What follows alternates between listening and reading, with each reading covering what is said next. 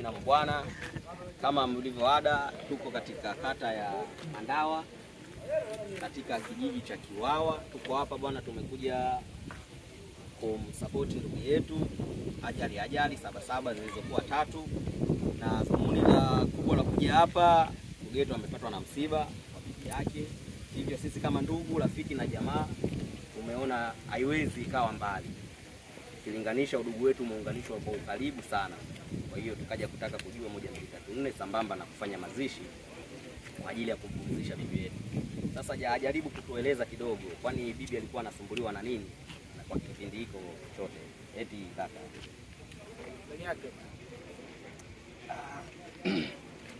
bibi alikuwa anasumbuliwa na kansa ya utumbo.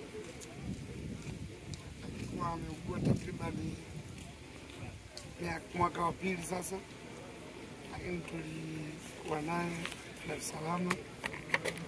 Alikuwa anahudhuria kliniki pale Usharudi tokea mwaka jana, mwaka wa juzi mwezi wa 8. Kwa alipata mionzi pale takriban miezi 5-6, lakini pia wiki 2 zilizopita hali yake ilikuwa imebadilika, na Mwenyezi Mungu siku ya Jumamosi saa 1:30 akawa amefariki maeneo ya Kibaha, hospitali ya Tumbi. Taratibu za kuhifadhi mwili zikafanyika katika hospitali ya Tumbi. Baada ya hapo, jana msafara ukaanza kutoka Dar es Salaam kuja Kilwa katika kata ya Mandawa, kijiji cha Kiwawa. Kwa hiyo kutoka jana tuko hapa sasa hivi, ikiwa ni saa 7 kasoro, tutaenda kumpumzisha kwenye makazi yake katika kitongoji cha Mkarangama kwenye asili ya wazazi na mababu ya bibi. Na kwa umri wa bibi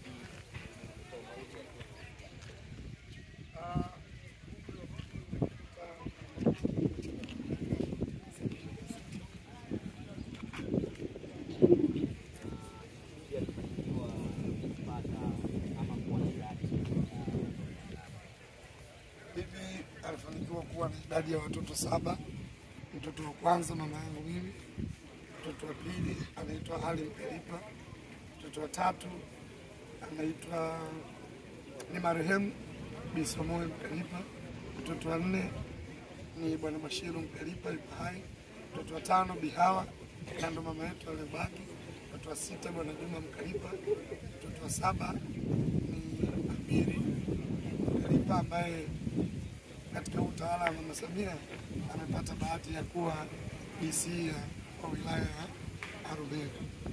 Na bibi aliwahi kupendekeza kwamba baada ya kumkuta kifo basi mazishi yawe huku, au hiyo imekuwa ni taratibu na tamaduni zenu tu kwamba mtu anapokuwa na mauti hata kama alikuwa na mji mahala basi aletwe kuja kuzikwa mahala ambapo ametokea? Wiki 2 zilizopita mimi nilikuwa Kibaha, nilikuwa na muuguza bibi, ambapo mimi nimerudi huku nilikuwa na siku kama 5.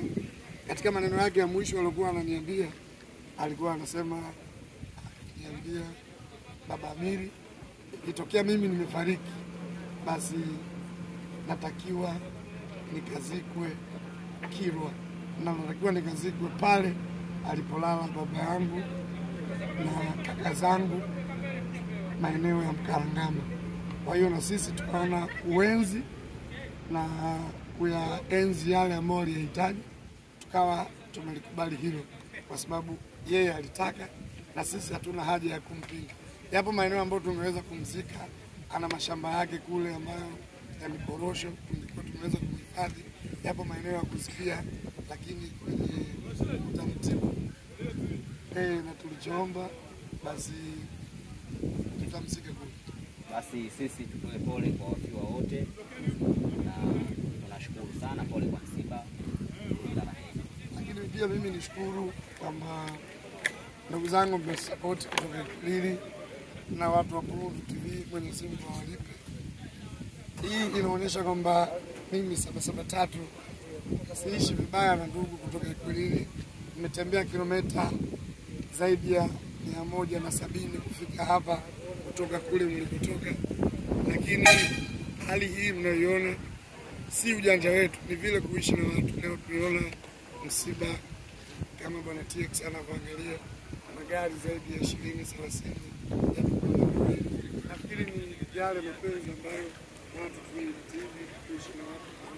Kwa hiyo mimi nishukuru na niseme tu sina cha kuwalipa, ila isipokuwa Mwenyezi Mungu Subhanahu wa Ta'ala kwa imani zetu atawalipa. Lakini pia nimshukuru Roger Rajab Designer, nimshukuru bwana TXC, nimshukuru bwana Mpenda, nimshukuru bwana Tikos Mnyama. Lakini wewe kawaida Sulemani Mjueni tajiri pia nikushukuru. Kwa hiyo niseme karibuni sana na Vidali Vitalifu. Lakini pia kuanzia tarehe 28 mwezi wa 6 tunaweza tukachukua fomu ya udiwani kama Mungu atapenda. Inshallah tutakuja kuongelea hilo tena jambo. Hongera sana. Haina tabu mheshimiwa. Pole sana mheshimiwa.